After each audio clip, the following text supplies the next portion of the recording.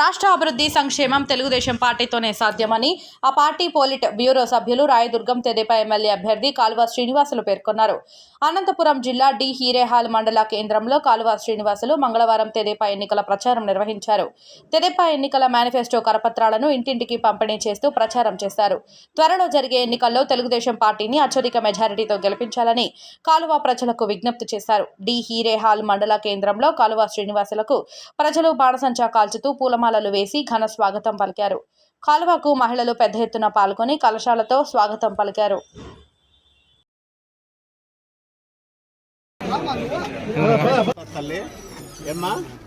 సైకిల్కి వేస్తారా లేదా? గట్టిగా చెప్పండి. వేస్తామని వేస్తాము. 2 ఓట్లు ఉంటాయి, 2 సైకిల్కి వెళ్ళా. ఏం తల్లి? ఏమ్మా? ఎంపీకి ఒకటి, ఎమ్మెల్యేకి ఒకటి.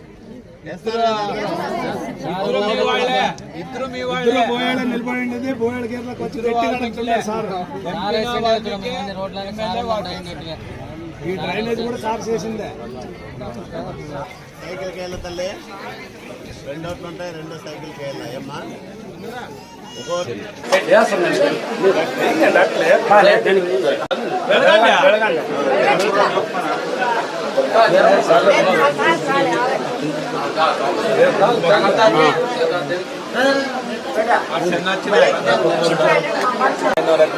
ಮಂಜನ 20,000 ರೂಪಾಯಿ ಕೊಡ್ತೀವಿ. ವರ್ಷಕ್ಕೆ 3 ಸಿಲಿಂಡರ್ ಫ್ರೀ ಕೊಡ್ತೀವಿ. ಮನೆಗೆ ನೀರು ಕೊಡ್ತೀವಿ.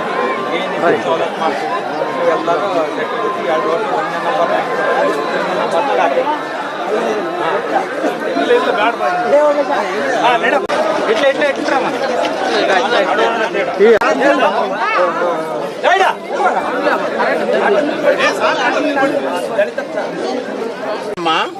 పెన్షన్ కూడా 4,000 రూపాయలు వస్తుంది తల్లి. ఏమ్మా? 2 ఓట్లు ఉంటాయి, 2 సైకిల్కి వెళ్ళా. ఏం తల్లి? ఏమ్మా? ఎంపీకి ఒకటి, ఎమ్మెల్యేకి ఒకటి.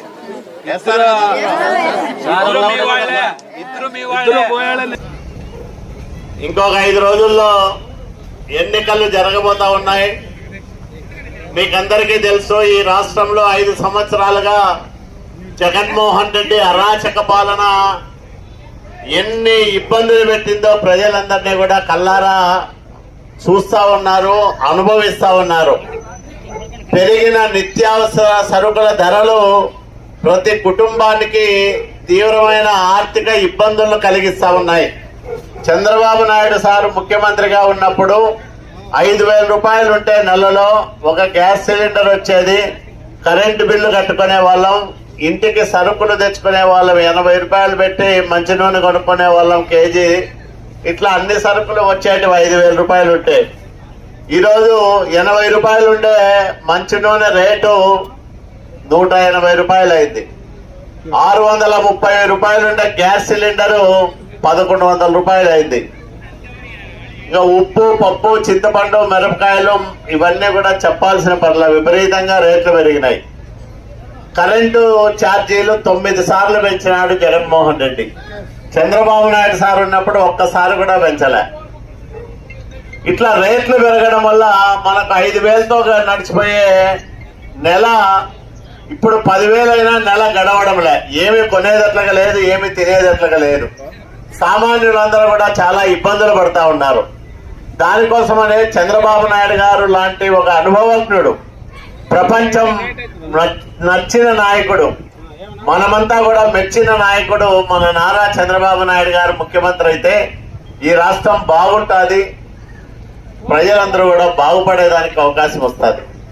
ఏ గ్రామానికి వెళ్ళినా, ఏ వార్డుకు పోయినా విపరీతమైన ప్రజాదరణతో మా ప్రచారం కొనసాగుతూ ఉంది.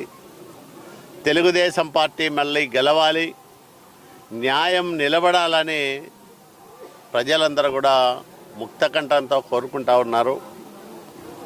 చంద్రబాబు నాయుడు గారే ముఖ్యమంత్రి కాకపోతే ఈ రాష్ట్రాన్ని ఎవరూ కాపాడలేరనే భయము, ఆందోళన కూడా ప్రజల్లో ఉంది. ఎందుకంటే 5 సంవత్సరాలుగా ఒక అరాచక పరిపాలనను చూశారు.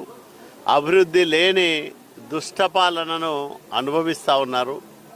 అందువల్లే ఈ రాష్ట్రం అభివృద్ధి చెందాలంటే, భావితరాలు కూడా ఈ రాష్ట్రంలో బతకగలగాలంటే మెరుగైన వేతనాలు రావాలంటే, ఉద్యోగ అవకాశాల కల్పన జరగాలంటే, పెట్టుబడులు ఇబ్బడి ముబ్బడిగా ఆంధ్రప్రదేశ్ రాష్ట్రానికి రావాలంటే చంద్రబాబు నాయుడు గారే ముఖ్యమంత్రి కావాలి.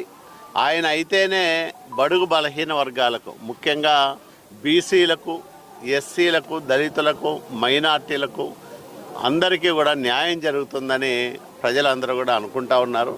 ఇలాంటి సందర్భంలో జరుగుతున్న ఎన్నికల్లో మా సూపర్ 6 పథకాలు కూడా బ్రహ్మాండంగా ప్రజల్లో ప్రభావితం చేస్తూ ఉన్నాయి.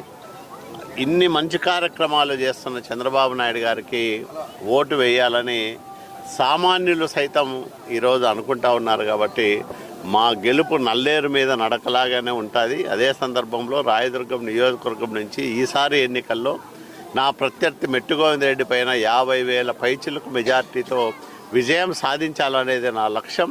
నా లక్ష్య సాధనలో నాకు లభిస్తున్న ఈ ప్రజాదరణను చూసిన తర్వాత ఖచ్చితంగా లక్ష్యాన్ని సాధిస్తానని నేను నమ్ముతా ఉన్నా. Thank you sir.